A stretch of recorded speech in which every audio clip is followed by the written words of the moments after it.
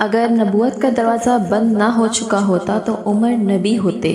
یہ گواہی زبان نبوت نے دی ہے۔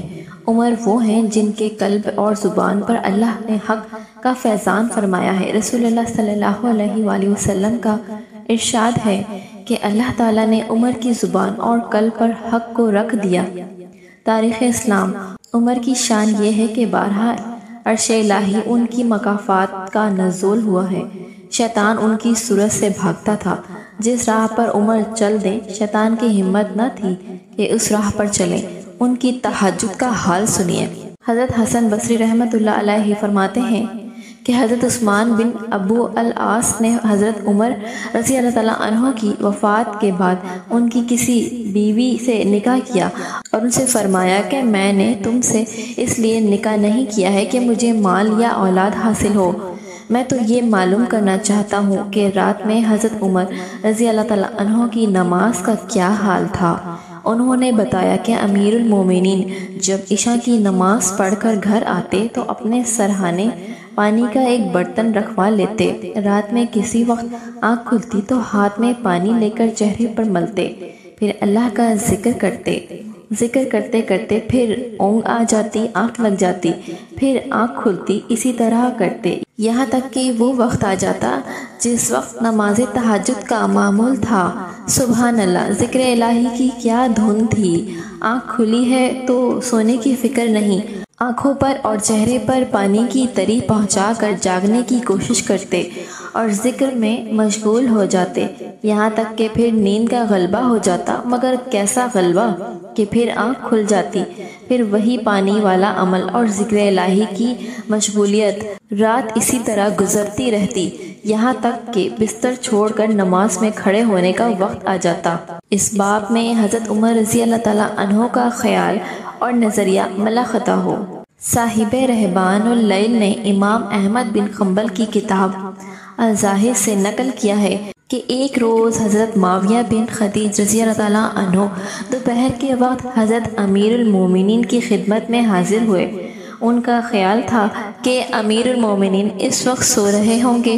حضرت عمر رضی اللہ تعالیٰ عنہ نے فرمایا کہ تم نے غلط گمان کیا، تم سوچو اگر میں دن میں سو جاؤں تو ریت کی بربادی ہے اور اگر رات میں سو تو میری اپنی بربادی ہے۔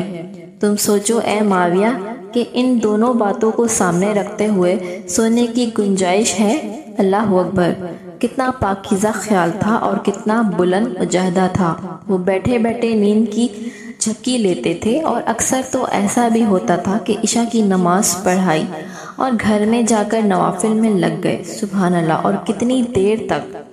صاحب رہبان اللیل نے حافظ ابن کثیر کی شہادت نقل کی ہے کہ فجر تک نماز میں ہی مشغول رہتے تھے۔ انہوں نے حضرت عباس بن عبد المطلب رضی اللہ تعالیٰ عنہ سے نقل کیا، وہ فرماتے ہیں کہ میں عمر کا پڑوسی تھا، میں نے حضرت عمر رضی اللہ تعالیٰ عنہ سے بہتر آدمی نہیں دیکھا۔ ان کی رات نماز تھی، ان کا دن روزہ تھا اور لوگوں کی حاجت پورا کرنے میں گزرتا تھا۔ حضرت عمر رضی اللہ تعالیٰ عنہ فرماتے ہیں کہ اگر 3 باتیں نہ ہوتی تو میں زندگی کو پسند نہ کرتا۔ ایک تو اللہ کے راستے میں جہاد کے لیے سامان کی تیاری کرنا، دوسرے راتوں میں مجاہدہ کرنا، تیسرے ایسے لوگوں کی صحبت میں بیٹھنا جو عمدہ اور پاکیزہ کلام کو اس طرح چنتے ہیں جس طرح عمدہ پھل چنے جاتے ہیں۔ سبحان اللہ۔ رات میں حضرت عمر رضی اللہ تعالیٰ عنہ کا طرز عمل اپنے ساتھ اور اپنے گھر والوں کے ساتھ کیا تھا؟ امام ملک نے موطا میں زید بن اسلم کے حوالے سے نقل کیا ہے کہ رات میں حضرت امیر المومنین نماز میں مشغول رہتے تھے۔ جب رات کا آخری حصہ آتا تو گھر والوں کو جگاتے اور فرماتے کہ نماز پڑھو، اس کے بعد یہ آیت پڑھو اور اپنے گھر والوں کو نماز کا حکم کرو اور اس پر جمے رہو۔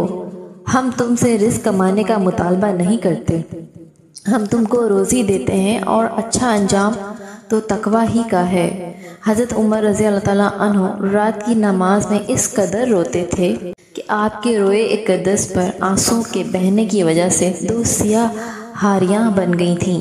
کبھی کبھی ایسا ہوتا کہ کوئی آیت پڑھتے اور رونا شروع کرتے، یہاں تک کہ گر پڑتے اور بیمار ہو جاتے، گھر سے نکلنے کی طاقت نہ ہوتی، لوگ عیادت کے لیے آتے۔ یہ سیرت ہے امیر المومنین سیدنا حضرت عمر بن خطاب رضی اللہ تعالیٰ عنہ کی، جن کی عدالت و شجاعت کی دھوم ہے۔ انہوں نے خلافت کی ذمہ داریوں کو پورے طور سے نبھاتے ہوئے اللہ کی مخصوص بندگی کا بھی حق ادا کیا ہے۔ آج کتنے ستم ظریف اور کام چور ایسے ہیں کہ اپنی کاہلی اور عبادت سے بے رغبتی پر پردہ ڈالنے کے لیے رات بھر نماز پڑھنے بلکہ کثر عبادت کو بدعت کہتے ہیں، اور اپنے دن اور رات کی لامعنی مصروفیتوں، بیکار گپ شپ اور فضول بھاگ دوڑ کے بارے میں کچھ نہیں ارشاد فرماتے۔